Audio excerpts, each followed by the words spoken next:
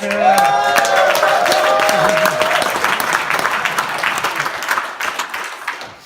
as I'm sure a lot of people in this room are aware that lots of people have made a lot of money thanks to cryptocurrencies and Bitcoin. And a big giant chunk of those people are hardcore libertarian, voluntarists, free market advocates. So what's the next step? Here it is. All right, so who are we? Myself and my good buddy Olivier. We came together, we've been working on this for a while. Olivier was a very, very early Bitcoin adopter, even earlier than myself. He's been working on this sort of thing for the last 10 years. He's a lifelong libertarian. I'm Roger Veer. I'm the first investor in the entire Bitcoin ecosystem for Bitcoin startups and that sort of thing. I'm also a voluntarist. For people that don't know what a voluntarist is, it's basically somebody who thinks that all human interactions should be on a voluntary basis or not at all. And the difference between a voluntary interaction and a coerced interaction is the difference between working for a living or being a slave. It's the difference between making love or being raped. And so all throughout society and all your interactions with people in your day-to-day life, everybody deals with everybody on a voluntary basis, with a few exceptions. Murderers, rapists, thieves, and governments. So if we all know that murderers, rapists, and thieves are bad people for dealing with each other on coercive, non-voluntary means, what does that make you think about governments? So anyhow, in history, there's been other people that have tried to do things. So there was the Republic of Minavera. I probably didn't pronounce that very well. But it was basically a sand atoll out in the middle of the Pacific. And a very, very wealthy group of people, I think it was in the late 70s, went out there and started dredging up more sand. And they tried to build their own island out in the middle of the Pacific.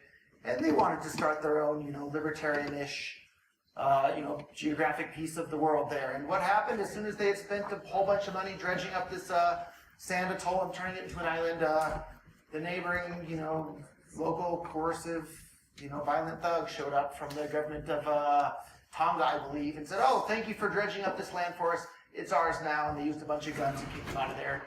Sealand is another very, very interesting story. It was a gun turret that was abandoned off the coast of the UK after World War II, and some people have set up a data center out there, and they kind of say that it's their own thing. Anyhow, seasteading is also very interesting.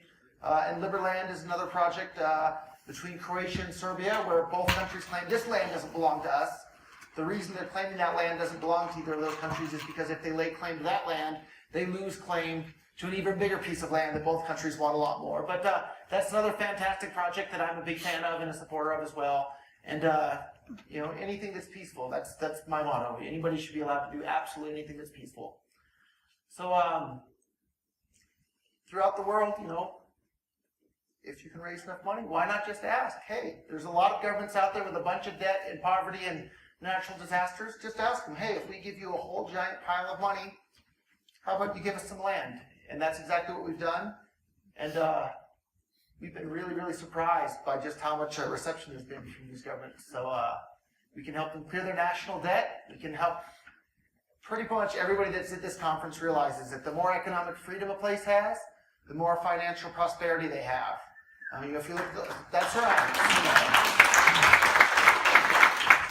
If you look around the world, the places with the most economic freedom have the most material wealth. And I'm pretty sure that's going to happen in short order with our economic free zone. So, and of course, there's tremendous employment opportunities there because of this. And we already have more than $100 million US of private capital committed to this.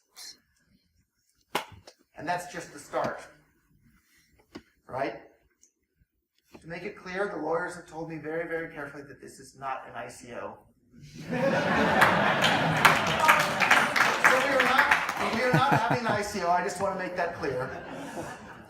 But we're exploring very carefully what the appropriate ways to allow the general public to participate in this as well. So the $100 million is from people, hardcore libertarians that have made some money in the cryptocurrency space that want to see a free society within our lifetime. So we have a bit of selection criteria, right? We want to find a place that's close to existing economic powerhouses. It needs to be accessible by water. We need it to be in a stable government conflict-free area. We don't want to build it where there's a war zone going on already. We need to have a big enough piece of land where we can really do this. And we need the existing country that we're going to buy land from has to have a constitution that allows for this sort of thing.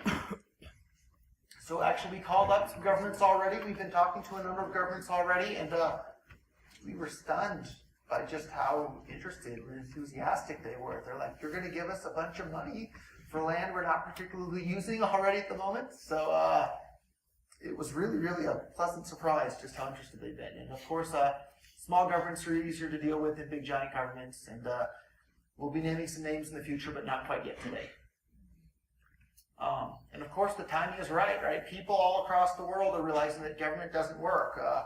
A big influencing book in my own life was Harry Brown's Why Government Doesn't Work, and I read that book and it started to open my eyes. I guess government doesn't work, and the whole world is becoming decentralized right before our eyes. I mean, we're all here at this conference, we know that, but the rest of the world is starting to realize that as well.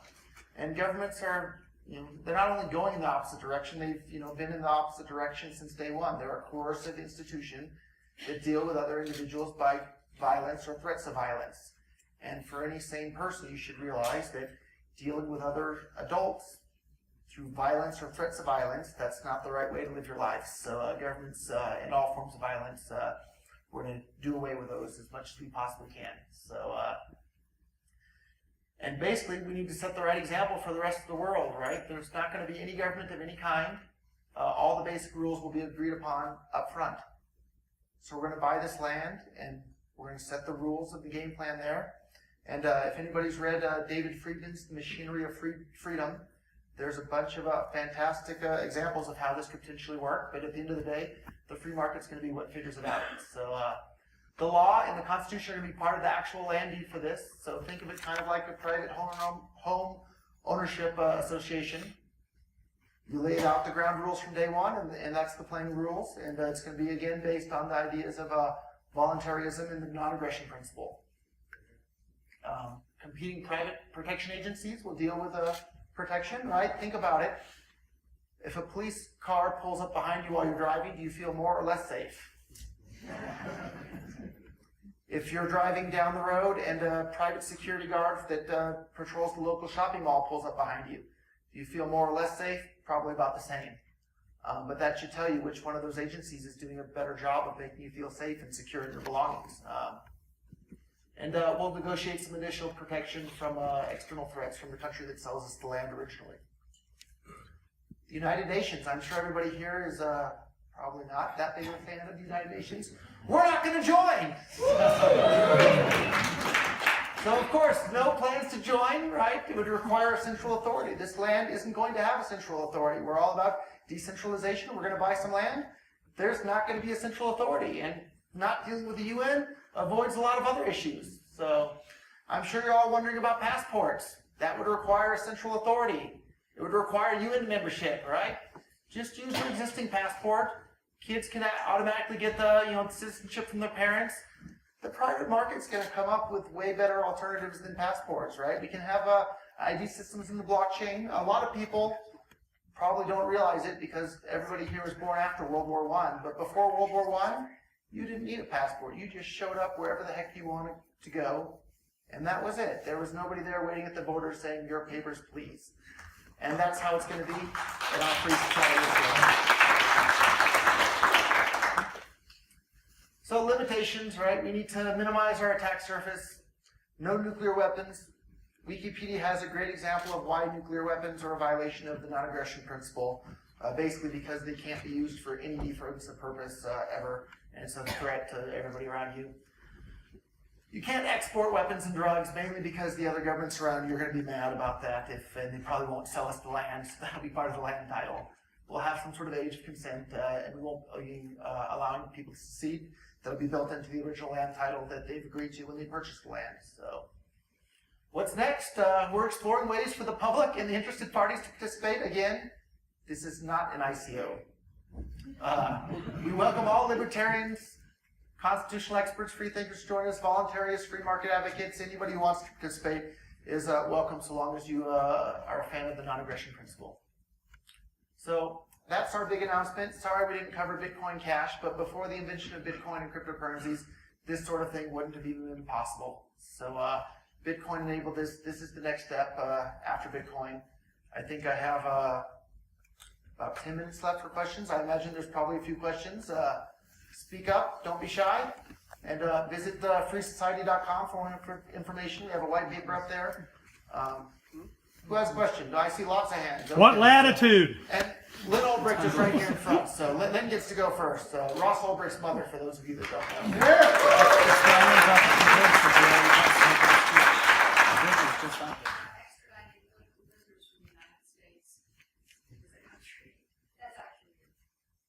Yep, so the question for those that couldn't hear, what about people being extradited from this land? So we were actually just talking about that earlier this morning, and we're not sure, to be honest. So I suppose if some other country wants to extradite somebody, they'll have to contract with one of the protection agencies in the land or to get them, or come and get them themselves, or... Yeah. So the question is, how would we extradite someone from the U.S.? Yeah, I don't think I think the U.S. is the big bully, and I think they do whatever they want. And as much as I would love to help on that front, I'm not sure how we can help on that front at the moment. So, and this guy looks very, very eager with his hand up in the back. Would the population be armed to the extent to be able to defend themselves against the existing sovereign government should a problem with the sovereign government arise? So the question is, will the citizens, or not even citizens, the people living there, be armed enough to defend themselves from the previous sovereign government that owned the land? Hopefully, we'll see.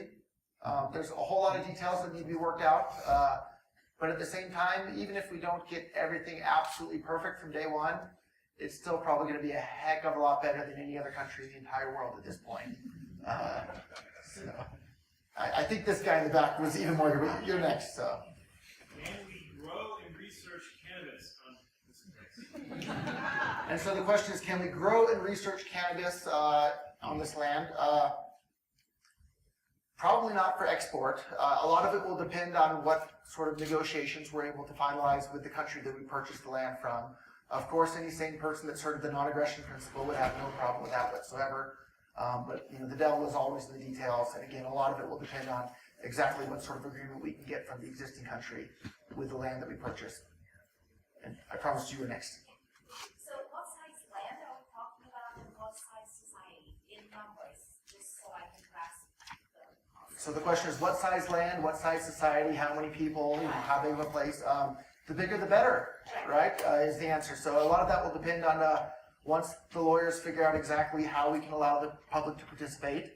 $100 million is just the start, right? We would love to have $500 million. I don't think is out of the question. Maybe even $1 billion to be raised. And there's a lot of cryptocurrency millionaires out there that would and should love this project. So the more money we raise, the bigger piece of land we can buy, and maybe we'll even do a couple of different pieces of land in different parts of the world and have a couple of competing areas as well. So the more places like this we can set up around the world, the better. And the more money we raise, the more we can do. So no limit on geographic. Well, if the United States would sell us 100% of their land mass, then maybe we would do that. Scaling issue. Do you have a short list of countries that are willing to? Yeah, we definitely have a short list. We've actually already been talking to a number of countries. Unfortunately, I can't tell you the names of them right now, so I'm going to have to leave you in suspense on that front. Yeah, those names will be coming in the future, but I can't tell you at the moment. I'm sorry. So, oh, nice to see you again.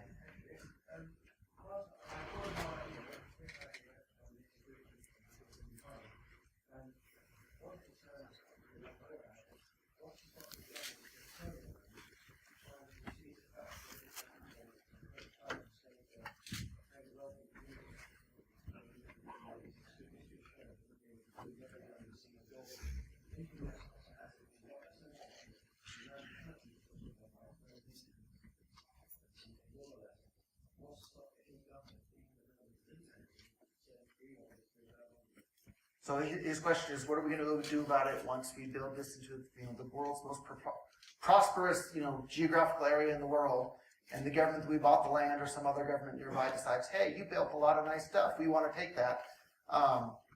So David Friedman refers to that problem in his book, The Machinery of Freedom, as the hard problem. I think the hard problem has been solved.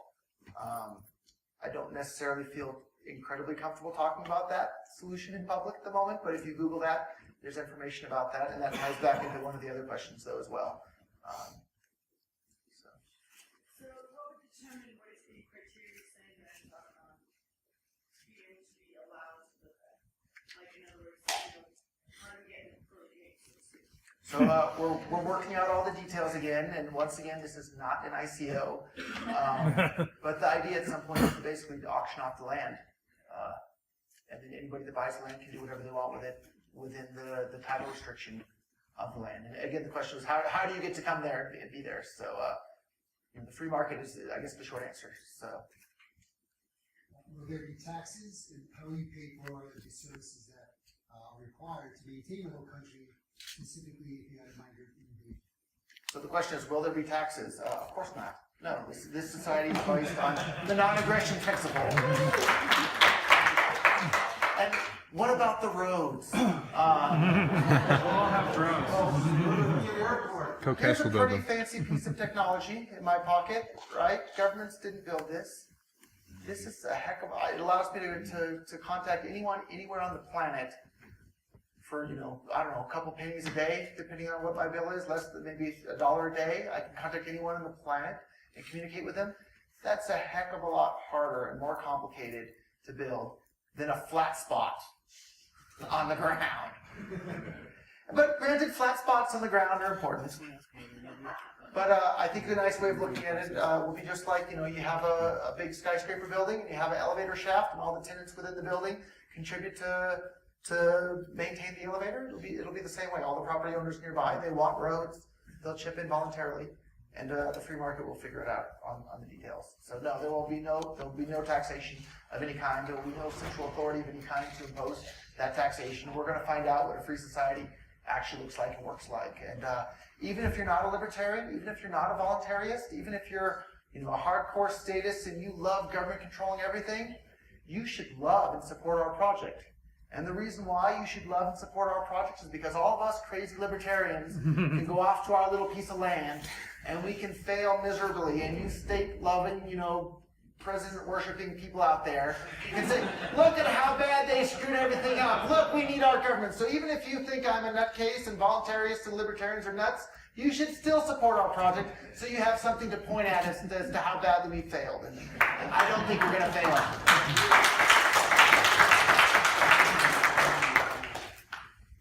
I wanted to know what you thought the core population needs to be. How much area you're selling, quarter-acre lots, little lots, big? How does that work? Yeah, the devil's always in the details. The more land we can get a hold of, the better in our book, and a lot of that will depend on exactly how much capital we come up with. But we have, over $100 million of private capital already committed to it, so that's a pretty good start. So. Is there going to be any kind of vetting process besides I have $1 billion, sell me land, for people that want to, join? Or are we just going to say, well, communists can come and mass murderers can find exile here and safe haven here? We're going to stuff like that. Are we going to say, well, no, you've already killed the genocide over here. We're not going to give you safe haven in our island. Are we going to allow people like that on the island, or are we going to vet them first? So your question is, are we going to let you in, Joby?